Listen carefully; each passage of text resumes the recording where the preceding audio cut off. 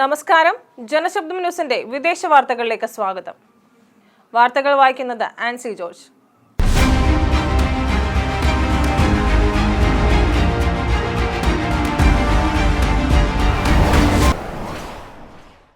അബുദാബിയിൽ 4 ഷോകളുമായി കോൾപ്ലേ.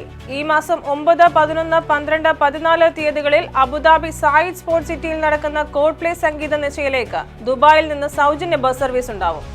കോൾപ്ലേയുടെ ടിക്കറ്റ് എടുക്കുന്നവർക്ക് ഈ സേവനം പ്രയോജനപ്പെടുത്താം. ഇംഗ്ലീഷ് ബാൻഡായ കോൾപ്ലേയുടെ ഒരു ലൈവ് ഷോയാണ് നേരത്തെ പ്രഖ്യാപിച്ചിരുന്നതെങ്കിലും ടിക്കറ്റിന് ആവശ്യക്കാർ കൂടിയതോടെ ആകെ 4 ഷോകൾ പ്രഖ്യാപിക്കുകയായിരുന്നു. ദുബായ് വിമാനത്താവളം ചരിത്രത്തിലെ ഏറ്റവും വലിയ തിരക്കിലേക്ക്.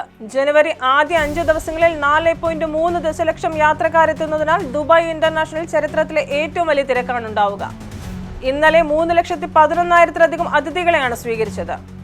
ഉത്സവ സീസണിന് ശേഷം പുറത്തേക്ക് പോകുന്ന അന്താരാഷ്ട്ര സന്ദർശകരുടെയും അവധി ദിവസങ്ങൾ കഴിഞ്ഞ് രാജ്യത്തേക്ക് തിരിച്ചെത്തുന്ന താമസക്കാരുടെയും വർധനവാണ് ഈ അസാധാരണമായ തിരക്കിന് കാരണമെന്ന് DXB അധികൃതർ പറഞ്ഞു. പ്ലാസ്റ്റിക് ഉപയോഗം ഘട്ടം ഘട്ടമായി നിർത്തലാക്കാൻ പുതിയ മാർഗനിർദ്ദേശവുമായി UAE. ബയോഡിഗ്രേഡബിൾ എന്ന് അടയാളപ്പെടുത്തിയവ ഉൾപ്പെടെ ഒറ്റത്തവണ ഉപയോഗിക്കാവുന്ന ഷോപ്പിംഗ് ബാഗുകളുടെ ഇറക്കുമതി, ഉൽപാദനം, വ്യാപാരം എന്നിവയുടെ നിരോധനം നിയമനിർമ്മാണത്തിൽ ഉൾപ്പെടുന്നു. ഒറ്റത്തവണ ഉപയോഗിക്കാവുന്ന പ്ലാസ്റ്റിക് ഉൽപ്പന്നങ്ങളുടെ നിയന്ത്രണങ്ങൾ വിശദീകരിക്കുന്ന ഒരു ഗൈഡ് UAE കാലാവസ്ഥാ വ്യതിയാന പരിസ്ഥിതി മന്ത്രാലയം പ്രസിദ്ധീകരിച്ചു.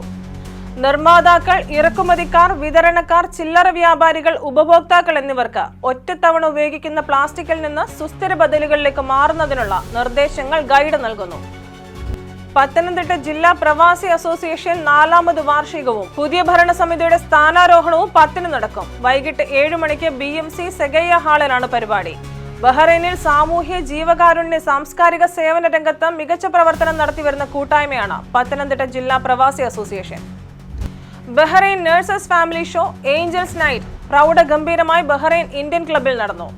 UNA global president Jasmin Shah മുഖ്യ അതിഥിയായിരുന്നു. UNA nurses family secretary Arunjith AP സ്വാഗതം പറഞ്ഞു. പ്രസിഡന്റ് ജിബി ജോൺ വർഗീസ് അധ്യക്ഷനായി.